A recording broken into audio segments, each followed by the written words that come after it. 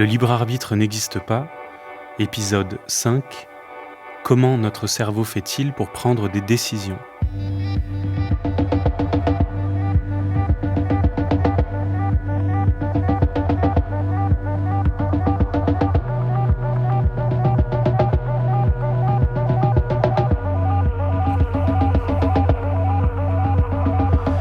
Le libre arbitre n'existe pas. À chaque instant, notre organisme et donc notre cerveau sont dans un état donné, car la matière qui compose notre organisme, cette matière qui nous organise tridimensionnellement, est dans un état donné. Et à chaque instant, notre organisme est dans un état donné en raison de l'interaction entre la matière qui compose notre corps et la matière qui compose l'environnement, cette matière avec laquelle on interagit.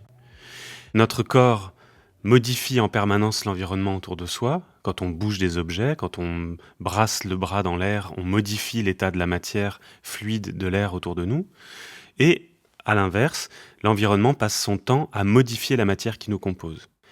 Si je suis donc là en train de prendre conscience que je suis en train de vous parler, là, ce jour-là, à cet endroit-là, c'est tout simplement que l'histoire de l'univers, l'histoire de la matière qui compose l'univers, l'histoire de ces actions, de ces interactions et de ces mouvements de matière aura abouti un jour à ce que des cellules se rencontrent et qu'un organisme commence à se créer, l'organisme de mon corps, puis que cet organisme naisse, c'est-à-dire sorte du corps de ma mère, puis se développe, continue à se développer bien malgré soi, et jusqu'à ce jour où, en raison de l'interaction entre la manière avec laquelle mon corps était génétiquement, biologiquement déterminé, et l'ensemble de mes histoires passées, de ma vie passée, de ma biographie, donc l'histoire de mon interaction avec l'environnement, donc l'histoire de ma culture, de mon apprentissage, en raison de l'interaction entre la biologie et de l'environnement, il y a cet instant T là où, de fait, je suis en train de prendre conscience que je suis en train de vous parler. Il n'y a pas de volonté a priori là-dedans. Si je viens d'ailleurs de prendre conscience de cela, si mon cerveau vient d'avoir une activité neurologique de conscience dévolue à l'information « je suis en train de prendre conscience que je suis en train de vous parler », c'est tout simplement par exemple parce que le contexte là de la discussion que j'ai avec vous fait que c'était approprié d'avoir une activité neurologique de conscience dévolue au fait de me rendre compte que je suis en train de vous parler. Et en l'occurrence, de vous parler du fait que je me rends compte du fait que je suis en train de vous parler. Il n'y a pas de volonté propre ex nihilo, a priori, en dehors de notre matière de tout ça. Ce qu'on a en tête comme étant la volonté, c'est juste à cet instant T, en raison de l'état dans lequel est mon cerveau, en raison de la manière avec laquelle mon cerveau est câblé, en raison de l'état de ma câblerie neuronale, j'ai mon organisme a des envies, des désirs, des choses qu'il cherche, des choses qu'il fuit.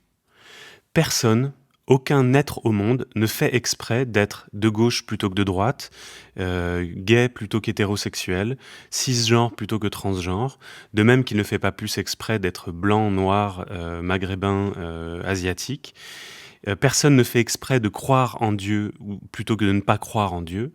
C'est l'histoire de notre matière, c'est l'histoire de cette matière qui compose notre corps qui fait qu'à cet instant T, l'état de la câblerie neuronale qui compose mon cerveau aboutit à cet état de mon être qui est que je suis plutôt de gauche que de droite, que j'aime le chocolat noir plutôt que le chocolat au lait et la bière plutôt que le vin, quoi. Quand on identifie donc qu'on veut quelque chose, que l'on aime quelque chose, que l'on désire quelque chose, il faut bien plus qu'imaginer que c'est l'expression de notre libre arbitre qui veut quelque chose, il faut bien plus nous rendre compte que c'est simplement cette expression-là de l'état de la matière dans laquelle notre organisme est et dans l'état dans lequel notre cerveau est, c'est-à-dire l'état dans lequel la matière qui nous organise physiquement est.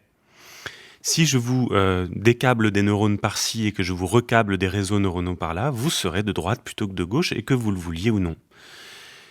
Ça, c'est exactement la même chose pour absolument tous les phénomènes qui nous entourent et toutes les entités qui nous entourent. Mon corps est un phénomène en soi, est un processus permanent en soi. Ça n'est pas différent de l'air qui tourne autour de nous, ou d'une feuille qui se décroche d'un arbre, ou de l'eau qui coule.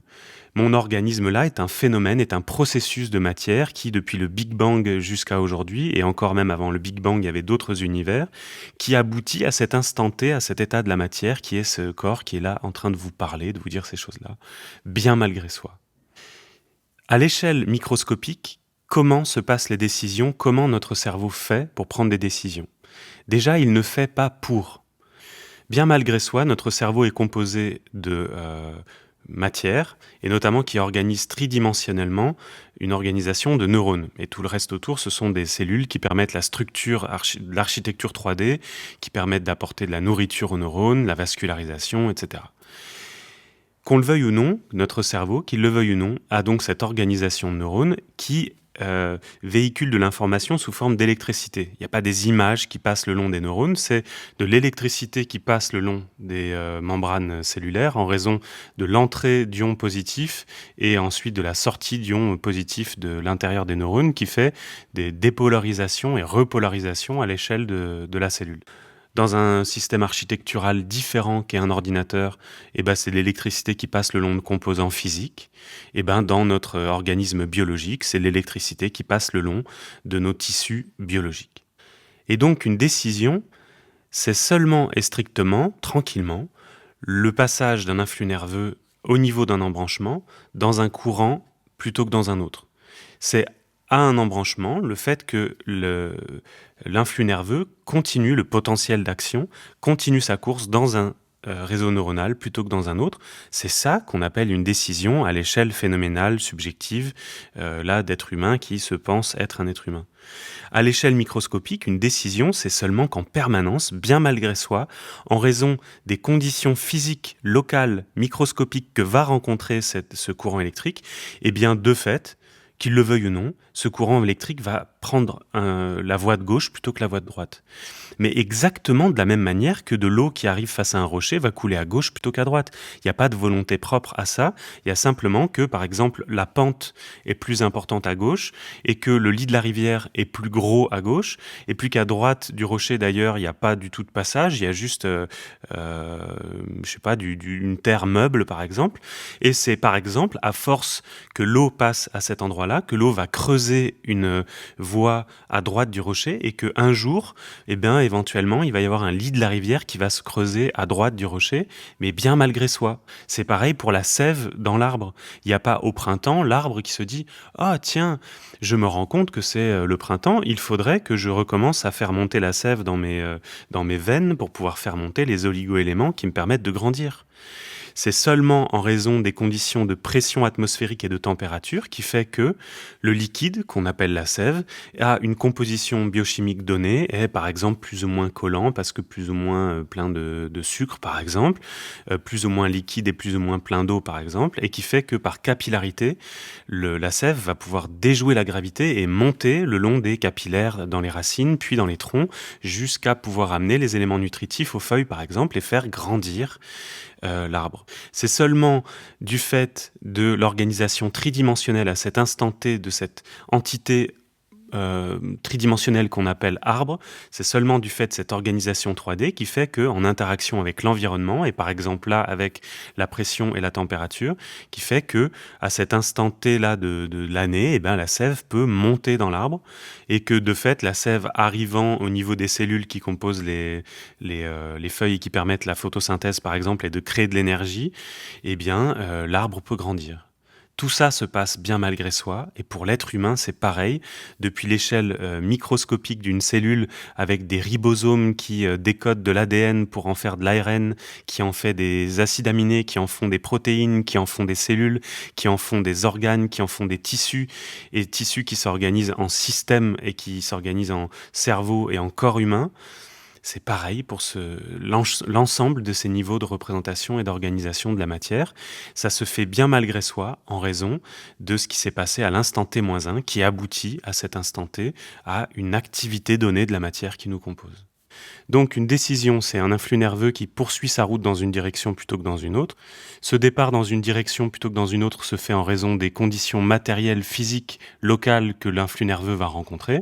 Et pour les neurones, eh bien, plus il y a des connexions neuronales nombreuses, avec des fibres neuronales rapides, avec des bonnes connexions dans une direction plutôt que dans une autre, eh bien, plus l'influx nerveux aura la probabilité d'aller dans cette direction plutôt que dans une autre. Et à l'échelle de notre système organique, eh bien, ça donnera ce comportement que l'on aura plus l'habitude de faire parce qu'il y aura une probabilité plus importante que l'influx nerveux part dans cette direction plutôt que dans une autre.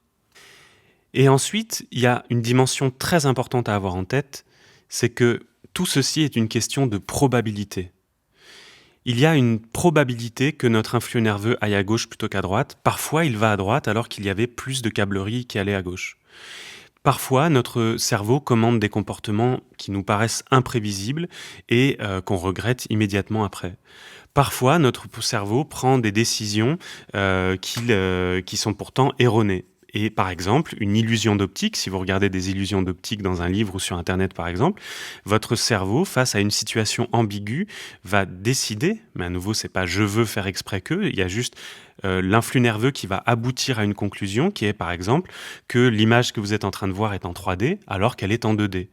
C'est votre cerveau qui, bien malgré lui, en traitant les informations parce que les influx nerveux vont aboutir à un processus qui aboutit à la fin à une conclusion qui est que l'image est en 3D, que vous allez faire le vécu phénoménal du fait que cette image est en 3D alors qu'elle est en 2D. Tout ceci est une question de probabilité. Votre cerveau ne connaîtra jamais la réalité en soi en dehors de la perception qu'on en a. Il passe son temps à faire des décodages de probabilités pour se faire une représentation la plus juste possible de l'extérieur et de la réalité. Et pour quelle raison ? À nouveau, pas parce qu'il le veut, mais tout simplement parce que l'organisme qui est là, maintenant, en train d'exister, est l'organisme qui n'est pas mort et qui a survécu. Ça, c'est quelque chose de très important à avoir en tête aussi. Donc notre cerveau, il fait des probabilités parce que c'est malgré soi comme ça que notre organisme est câblé et fonctionne. Et pour quelle raison notre cerveau et notre organisme fonctionnent comme ça ? Mais bien malgré soi, parce que tous les autres organismes qui ne fonctionnaient pas comme ça sont morts. C'est aussi cette chose fondamentale qu'il faut avoir en tête, qui nous offre une humilité fantastique par rapport à la prétention de nos représentations. Nous sommes ce que nous sommes bien malgré nous. Notre corps humain existe à défaut de tous les autres. Une décision est prise à défaut de toutes les autres. L'influx nerveux part à gauche à défaut d'être parti à droite. Ça n'est pas en soi que nous avons été créés en soi par Dieu à son image pour être la créature la plus parfaite.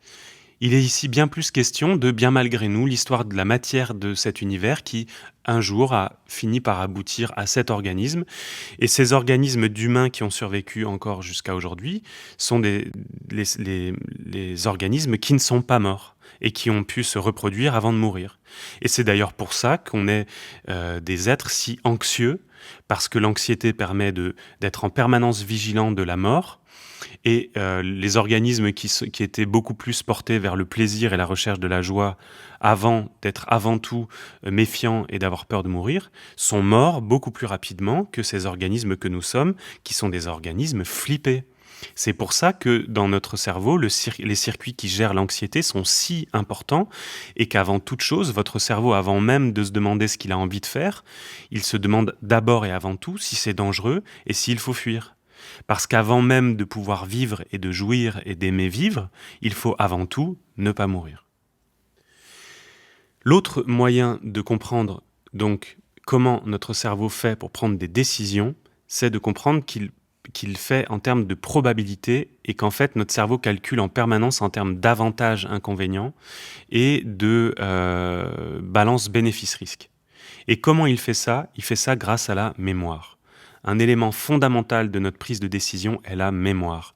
Notre cerveau passe son temps à comparer les informations qui arrivent aux informations qui sont déjà physiquement dans notre corps, dans notre organisme et qui sont engrammées dans notre matière, c'est-à-dire notre mémoire. Et c'est à base de comparaison qu'il peut se dire donc que probablement il vaut mieux commander ce comportement plutôt qu'un autre. Et c'est précisément quand il y a conflit ou quand la balance bénéfice-risque est à égalité que là on sent cette gêne en soi, qu'on sent que ça rumine dans notre tête, qu'on sent que les pensées commencent à se mettre en boucle, que notre cerveau a du mal à dégager de l'évidence. Et c'est précisément dans ces moments-là que notre cerveau va, bien malgré soi à nouveau, prendre conscience de cette information conflictuelle qui est en présence. Et c'est le fait de prendre conscience de cette information qui va permettre d'augmenter de manière massive les capacités de calcul dévolues à cette problématique et qui va permettre éventuellement de dégager de l'évidence.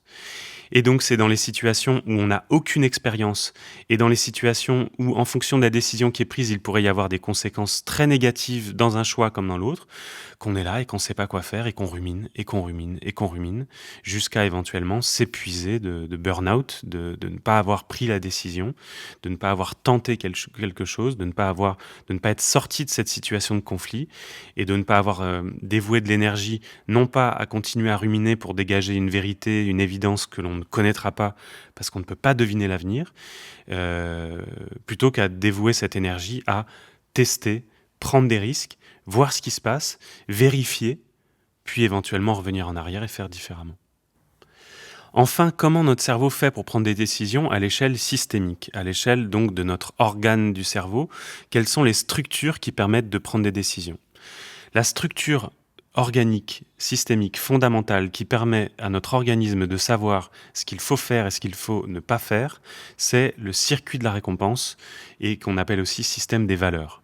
C'est un ensemble de structures, notamment de noyaux gris dans notre cerveau, jusqu'au lobe frontal, notamment ventral, qui permet d'identifier dans l'infini des comportements qu'on pourrait avoir, qui permet d'identifier les comportements qu'il faut commander pour que notre cerveau, car notre organisme, puisse survivre. Que je le veuille ou non, biologiquement, je suis génétiquement déterminé à aimer manger, boire, aimer le sucre, aimer l'alcool, aimer la sexualité, aimer les contacts sociaux avec l'environnement et aimer apaiser les souffrances, et donc par exemple apaiser la tension de quand on est fatigué et par exemple aimer dormir. C'est le circuit de la récompense ou système des valeurs qui permet d'associer des sensations de plaisir à l'ensemble de ces comportements-là. Et à nouveau, plaisir, c'est pas je veux ressentir du plaisir, c'est tout simplement que génétiquement, on est biologiquement déterminé à identifier comme positif cette sensation de plaisir physique si étrange là à décrire, et la plus massive et intense étant l'orgasme. Que je le veuille ou non, les neurotransmetteurs de la dopamine et l'endorphine par exemple, les endorphines par exemple, que je le veuille ou non, ces neurotransmetteurs, quand ils sont déchargés, sont associés à une sensation que c'est bien pour moi, que c'est bon pour moi et qu'il faut que je continue à m'exposer à cette situation et à ces stimuli qui me procurent ces sensations agréables. Et ça, c'est lié au fait que le circuit de la récompense associe des valences émotionnelles à l'ensemble des objets qui nous arrivent. Si nous n'avions pas à l'intérieur de nous ce système qui, bien malgré nous dit ça c'est bien, ça c'est mal, ça j'aime pas, ça je veux combattre, ça je veux rechercher, si on n'avait pas ça en nous, on serait des singes perdus au milieu des milliards d'informations qu'il y a autour de nous et on ne saurait pas choisir entre boire et manger, choisir entre attaquer et se défendre, choisir entre aimer et chercher le contact avec une chose ou chercher la fuite de cette chose. Génétiquement, on est biologiquement câblé pour aimer les contacts sociaux, pour aimer parler avec les gens, pour aimer manger, pour aimer, comme je l'ai dit, le sucre, etc., etc. Et par exemple, vous voyez cette chose si étrange que le sexe quand on y réfléchit. Si on n'avait pas biologiquement, génétiquement, un corps qui était déterminé à aimer ça, jamais de la vie ce serait venu à l'idée des singes que nous sommes de se frotter les appendices les uns et les autres jusqu'à ce que des liquides sortent de nos corps. Ça n'a pas le moindre sens.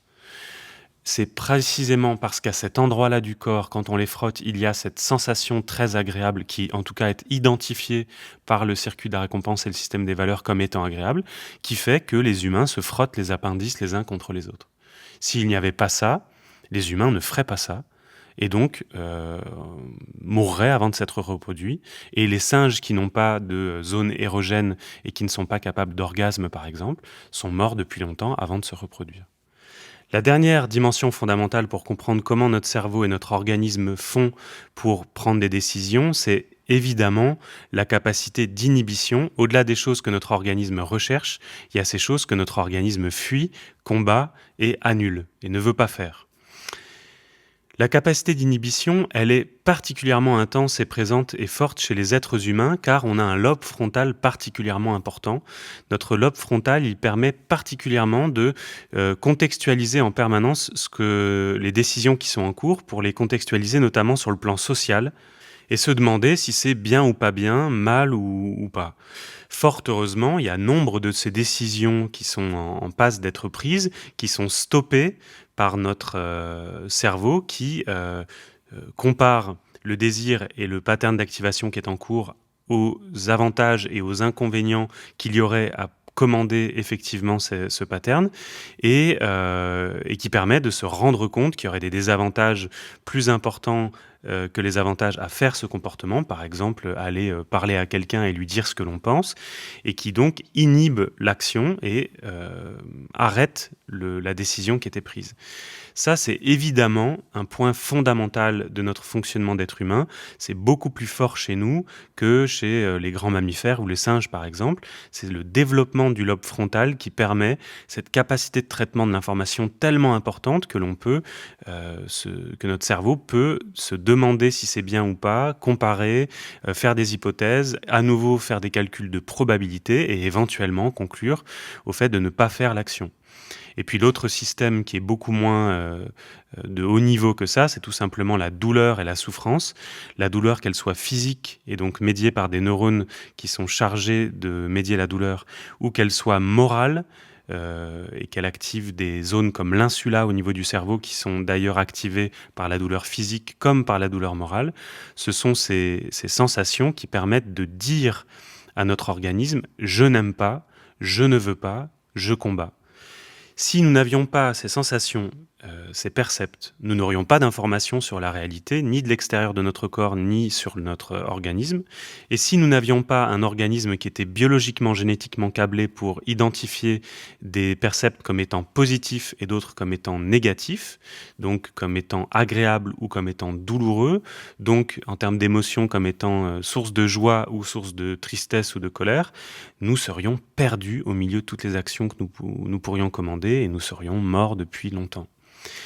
Ce qui est intéressant, c'est que notre cerveau, il est même capable d'associer des valences à des objets totalement abstraits, puisque par exemple à l'argent, à un bout de papier.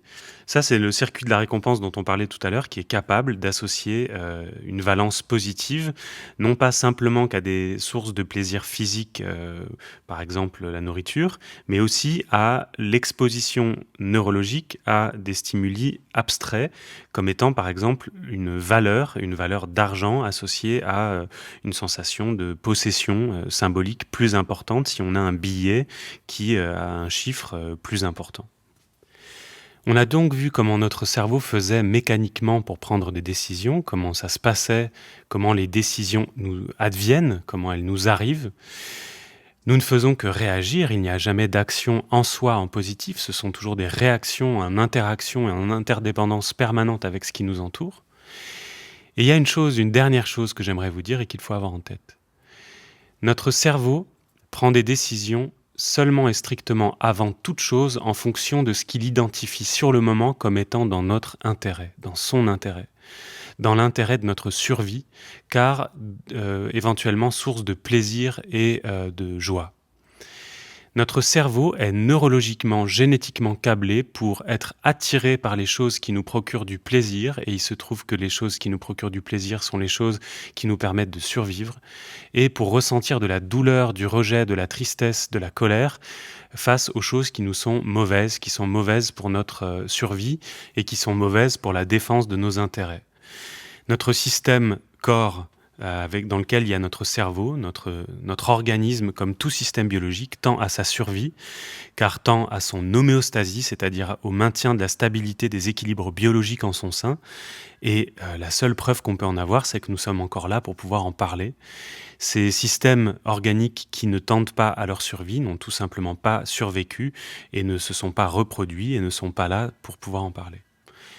Notre système, comme tout système biologique, tend avant toute chose à sa conservation, et donc ce qu'on appelle par exemple chez les humains l'altruisme fondamental n'existe pas.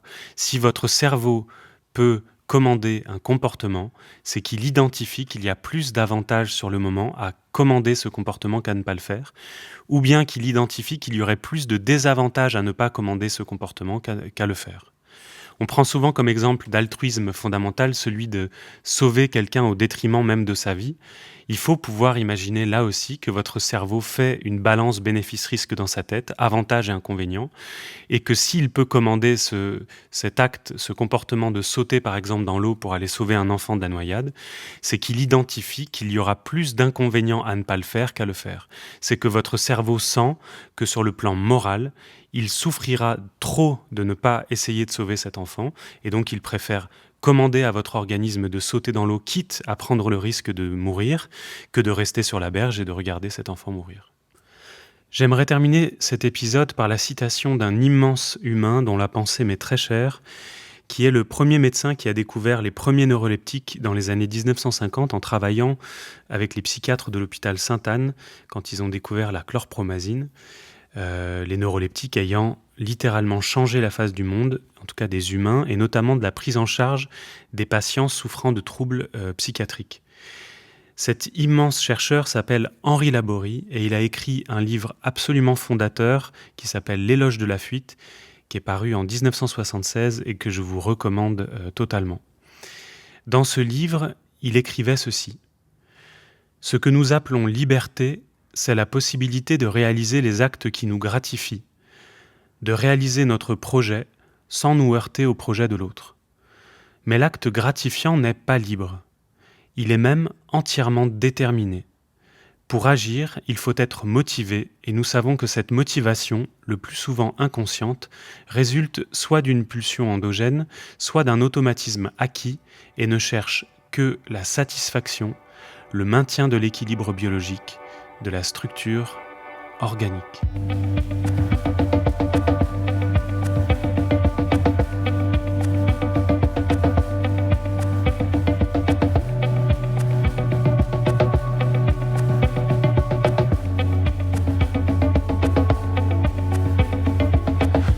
Le libre arbitre n'existe pas, et c'est sans doute la meilleure chose qui pouvait nous arriver.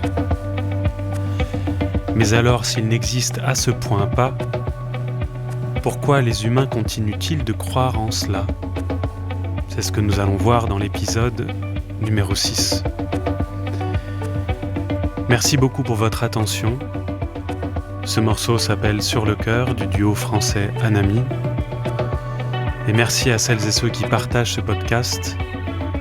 Il est temps que ça se sache. Le libre arbitre n'existe pas